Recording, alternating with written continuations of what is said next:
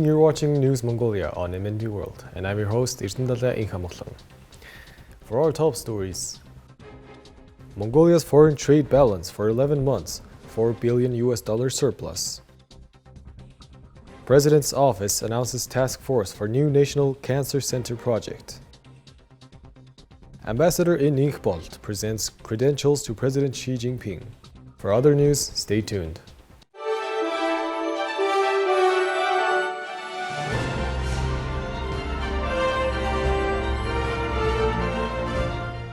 Mongolia's foreign trade balance for the first 11 months of 2024 recorded a surplus of $4 billion, according to preliminary socio-economic data. During this period, exports reached $14.6 billion, marking an increase of $781.7 million, or 5.7%, compared to the same period last year. Meanwhile, imports totaled $10.6 billion, rising by $2.2 billion, or 26.2% year-on-year. The export structure was dominated by mineral products, which accounted for 87.2%, including copper, gold, and coal. Precious stones, metals, and jewelry represented 5.9%, while textile products made up 2.7%. On the other hand, the import structure revealed that 21.4% comprised vehicles and spare parts, followed closely by machinery and mechanical equipment at 21.3%, mineral products at 20.8%, base metals and related products at 8.5%, and processed food items at 7.4%. Key sources of imports were China, which supplied 40.5% of the total, followed by Russia with 24%, Japan with 10.4%, the United States with 4.5%, South Korea with 4.2%, and Germany with 2.1%. Collectively, these 6 countries accounted for 85.8% of Mongolia's total imports. Notably, 70.8% of imports from Russia consisted of petroleum products, while 77.5% of imports from Japan were passenger vehicles. These results indicate a robust foreign trade performance, significantly contributing to Mongolia's economic growth.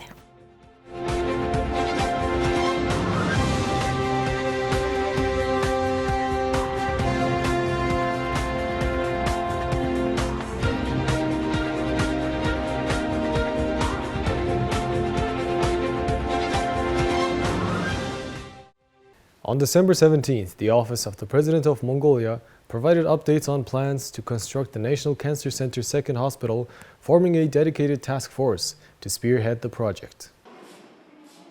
On Monday, President Khorezsokh issued a decree establishing a task force to support the construction of the new cancer center. The group will be chaired by President's Chief Advisor Khorel Batr and include Finance Minister Jokhlan, Minister of Health Mukhsahan, Parliament members Chimburang Altanshaga Mukhbaisaglan, Cabinet Secretary Byamsurang, State Secretary of the Ministry of Economy and Development Batho, Director of the National Cancer Center Irtenho, and the Rector of the Mongolian National University of Medical Science Demdan Dorch.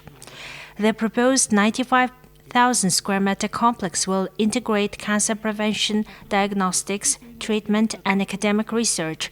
It will be built in Sangay-Arkhan district, specifically in the Enkhbold Valley, on a 12-hectare plot of land designated for the project. The 2025 budget allocates 38 billion Mongolian Turkics to support its construction. The new hospital is expected to take 4 to 5 years to complete. In the meantime, it is critical to expand and improve services at the current National Cancer Center. Funding for this has already been included in next year's budget. The new hospital aims to provide Mongolian citizens with access to cutting-edge global technologies. Radiation therapy is one of the most resource-intensive areas. The International Atomic Energy Agency has offered assistance to address these needs if we proceed with the new hospital. Additionally, during his visit to Mongolia in October, Utah Senate President J. Stewart Adams pledged support for training Mongolian oncologists in Utah, and discussions to finalize this agreement are ongoing. I'm thrilled that the President has taken the lead in championing the Cancer Center 2 project. This initiative gained momentum after Parliament rejected the President's budget veto and increased allocations. With the President's backing, elected by the people, we are optimistic this project will succeed and bring hope for improved cancer care services in Mongolia. Now let us take a look at Mongolia's current affairs. On December 12, 2024, Ambassador Extraordinary and Plenipotentiary of Mongolia to the People's Republic of China, Enkhbold formally presented his letter of credence to President Xi Jinping of the People's Republic of China. During the ceremony, Ambassador Enkhbold extended the greetings of the President of Mongolia, Hurulsukhna, to President Xi Jinping. He affirmed his dedication to enhancing the Mongolian-Chinese comprehensive strategic partnership through mutually beneficial collaboration. President Xi Jinping congratulated Ambassador Enkhbold on his new appointment and reciprocated greetings to President Hurulsukhna and people of Mongolia. The event also saw the participation of 28 ambassadors who presented their letters of credence to President Xi Jinping, as reported by the Embassy of Mongolia in the People's Republic of China. This ceremonial gesture underscores the continued commitment of both nations to fostering diplomatic ties and collaboration. You're watching News Mongolia. Let's take a look at currency exchange rates provided by Mongol Bank.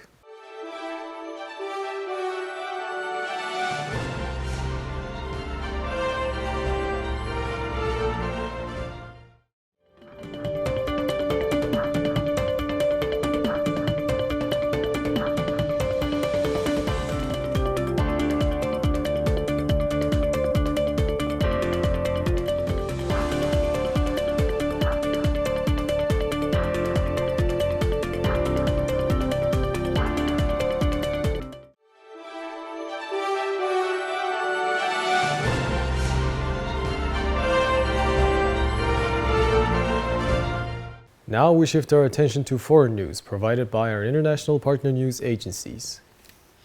European Union Chief Ursula von der Leyen announced Tuesday an additional €1 billion for Turkey to help it support millions of Syrian refugees.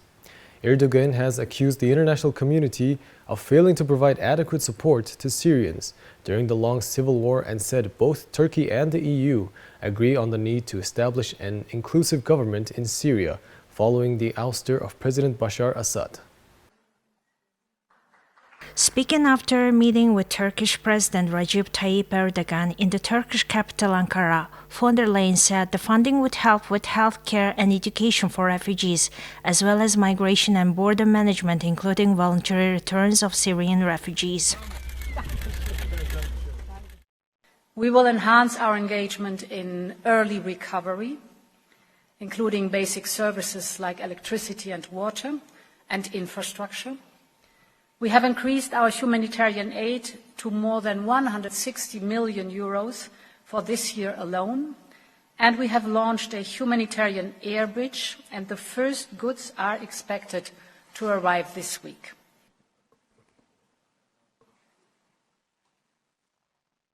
The fall of the Assad regime gives hope to the Syrian people.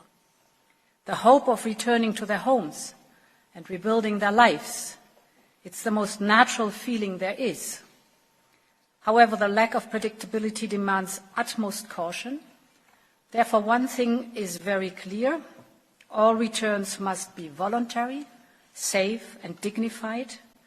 And we are working with the UNHCR to make sure that the necessary conditions are met.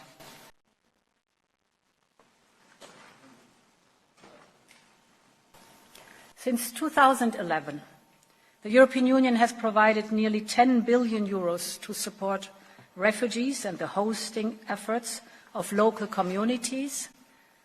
I am very pleased to announce today that an additional €1 billion for 2024 is on its way.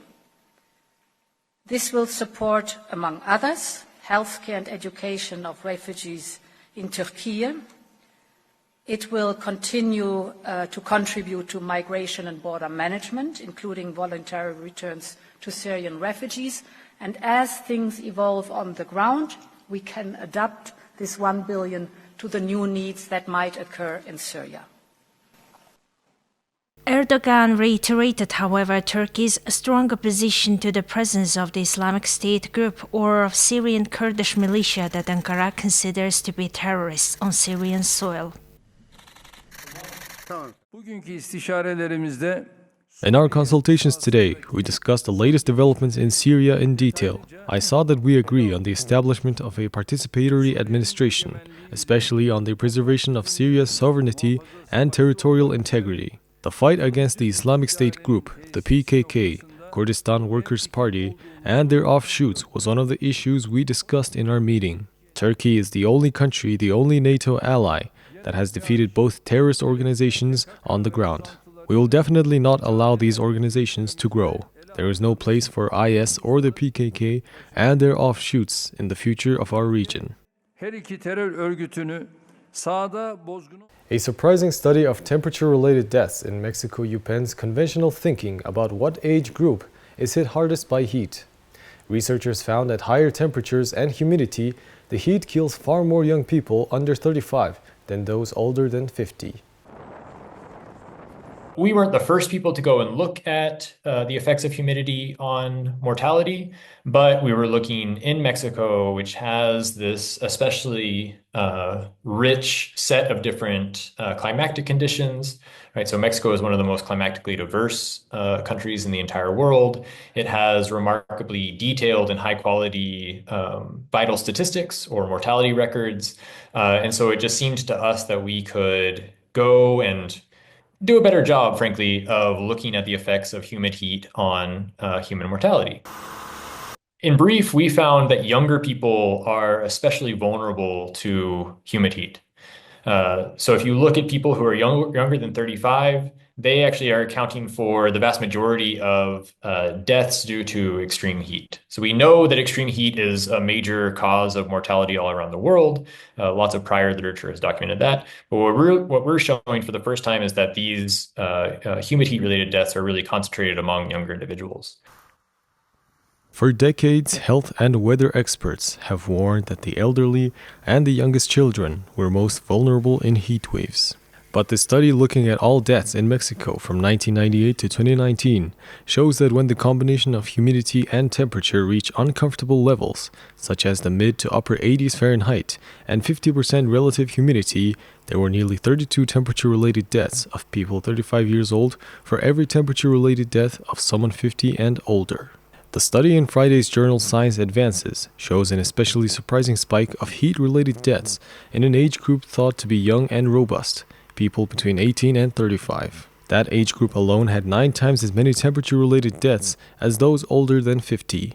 Study authors and outside experts are scrambling to figure out why. Demographics alone don't explain why more young adult Mexicans are dying in high heat than their elders. 2 theories: outside workers who can't escape the heat, and young people who don't know their limits. The trend is likely to widen as the world warms from human-caused climate change, according to computer simulations run by the study team. We found that younger people are especially vulnerable to humid heat, study co-author Jeffrey Schrader, a climate economist at Columbia University, said. As the climate warms, we're really going to be shifting the burden of temperature-related mortality towards younger individuals and away from older individuals who tend to be more vulnerable to cold temperatures. Data from cold weather shows more than 300 deaths of Mexican residents 50 and older for every young person dying from cold temperatures, according to the study. Well, that's all for today. Thank you for staying with us. We'll see you tomorrow with more news and updates. Goodbye.